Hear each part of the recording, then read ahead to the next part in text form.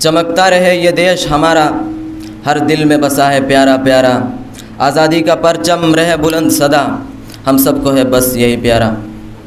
صدر محترم، اساتذہ کرام، مہمانان مکرم اور میرے عزیز ہم وطنوں، آج 15 اگست 2024 کی شکل میں ہمیں اپنے ملک بھارت کا 78واں یوم آزادی نصیب ہوا۔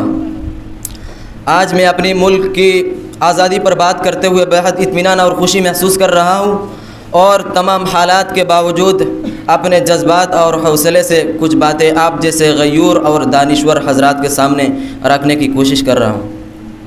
تو بزرگان محترم، 1947 میں ہمارا پیارا ملک ہندوستان انگریزوں کے تسلط سے آزاد ہوا، اور یہاں کے لوگوں کو آزادی کی زندگی میسر آئی۔ آزادی یہ انسان کا ایک فطری حق ہے۔ انسان اپنے خالق حقیقی کے سوا کسی کی غلامی قبول نہیں کر سکتا، یہ اس کے مزاج کے خلاف ہے۔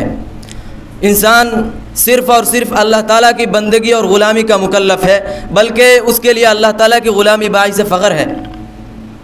لیکن اگر کوئی انسان اپنے جاہ و جلال اور مال و دولت کے باعث چاہے کہ دوسرے لوگ اس کی غلامی کریں، ہر کام میں اس کی اتباع کرے، یہ تو انسانی فطرت کے خلاف ہے۔ یہی وجہ ہے کہ بڑے بڑے ترم خان آئے جنہوں نے چاہا کہ اس دنیا کو غلام بنا کر رکھا جائے، بڑے سے بڑے بادشاہ گزرے جنہوں نے چاہا کہ انسانوں سے اپنی پرستش کرائیں، پر وہ ناکام رہے، نامراد رہے۔ ذلت و رسوائی اور قوموں کی بغاوت نے انہیں کہیں کا نہ چھوڑا۔ خدا کے عذاب نے انہیں ایسا پکڑا، ایسا جکڑا کہ وہ رہتی دنیا تک کے لیے نشان عبرت بن گئے۔ میرے ہم وطنوں، آج سے 250 سال قبل ہمارے ملک ہندوستان پر انگریزوں نے اپنا تسلط قائم کر لیا تھا۔ 1750 میں پورا ملک انگریزی ایسٹ انڈیا کمپنی کا تقریباً غلام بن چکا تھا۔ 1750 میں بنگال کے نواب سراج الدولہ کو اندازہ ہو گیا تھا کہ انگریز اس ملک میں تجارت کرنے نہیں آئے، بلکہ اس کو غلام بنانے آئے ہیں، اس دیش کو لوٹنے آئے ہیں۔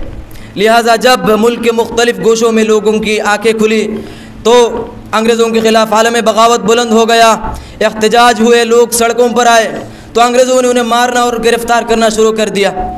انگریزوں کے خلاف آواز اٹھانے کا مطلب بڑا خطرناک ثابت ہونے لگا۔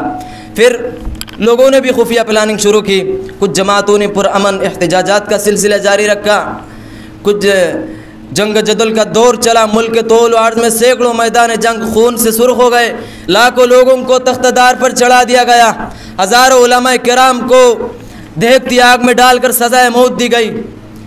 اگرچہ ملک کو آزاد کرانے کی لڑائی میں ہندو، مسلم، سکھ، عیسائی سب شریک تھے، لیکن جانتے ہیں کیا سب سے زیادہ پیش کون تھے؟ سب سے زیادہ گردنیں کن کی کٹی؟ سب سے زیادہ جنگیں کنہوں نے لڑی؟ سب سے بڑھ کر قربانیاں کنہوں نے دی؟ جی ہاں، ہم مسلمانوں کے اکابرین و اسلاف نے، علماء دین نے۔ مسلمان اس دیش کو آزاد کرنے کے لیے، انگریزوں کے چنگل سے آزاد کرنے کے لیے شروع سے آخر تک پیش رہے ہیں، جس کی گواہی خود انگریزی تاریخ نگاروں نے دی ہے۔ مکرم سامعین، ہم سب جانتے ہیں کہ مجاہدین آزادی کی انتھک کوششوں کے بعد اور لاکھوں افراد کی قربانیوں کے بعد 1947 میں ہمارا ملک آزاد ہوا،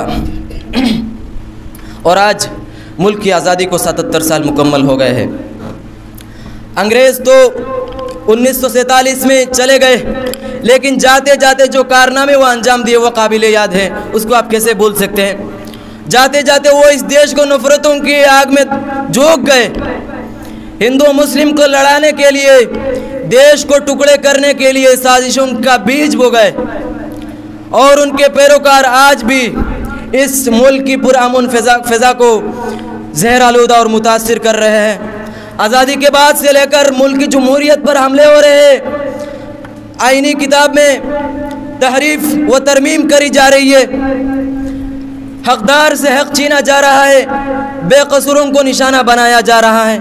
یہ سب کچھ اس لیے ہو رہا ہے تاکہ اس آزاد دیش کو ہندو راشٹر بنا کر پھر سے ایک بار غلامی کی زنجیروں میں جکڑ دیا جائے، پر ان کا یہ ناپاک ارادہ کبھی بھی پورا نہیں ہو سکتا، کیونکہ خون سے سینچا ہے ہم نے یہ وطن، محبتوں کے چراغ جلتے ہر چمن، نفرت کی آندھی کیا بگاڑے گی اس کو، یہ ہمارا فخر، ہماری جاں، ہمارا وطن۔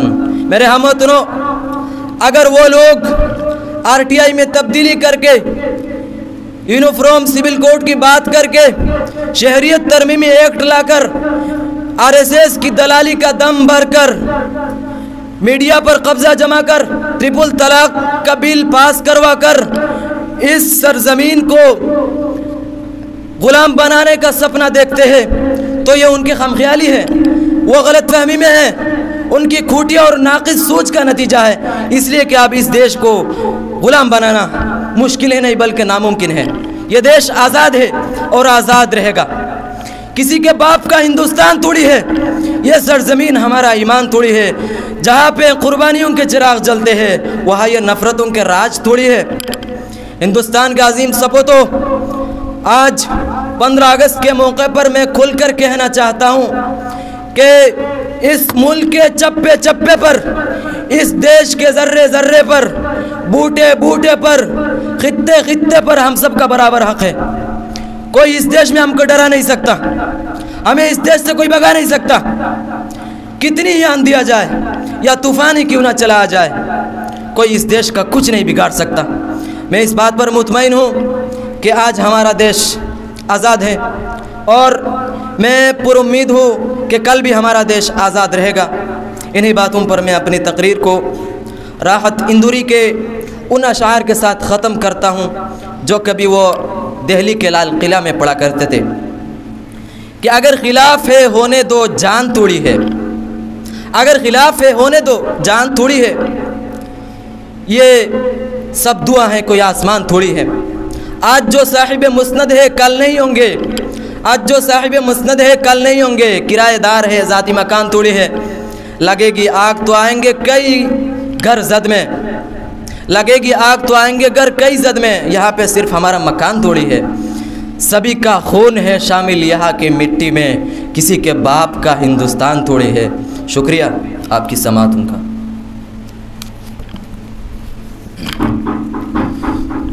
मुसलमान हैं मगर हर धर्म का सम्मान करते हैं, नज़र गीता पर है कुरान पर ईमान रखते हैं। सनत गद्दार होने की कहाँ से आप लाएंगे, सनत गद्दार होने की कहाँ से आप लाएंगे, हम तो अपने दिल में हिंदुस्तान रखते हैं। माशाअल्लाह अभी अभी मेरे बिरादर मोहतरम अपनी फ़िक्र अंगेज़ और नसीहत आमेज़ तकरीर से हमें मुस्तफ़िज़ फरमा रहे थे। मैं दुआगू हूँ कि बारी ताला मौसूफ़ को तकरीर के मैदान में शाह अताउल्लाह बुखारी जैसे बनाए। मेरा दिल क्यों ना हो कायल तेरी सहरुल लिसानी का, सुना है हर तरफ चर्चा तेरी जादू बयानी का। तकरीर में आता है कहाँ कैफियत दिल की, महसूस जो होता है बताया नहीं जाता।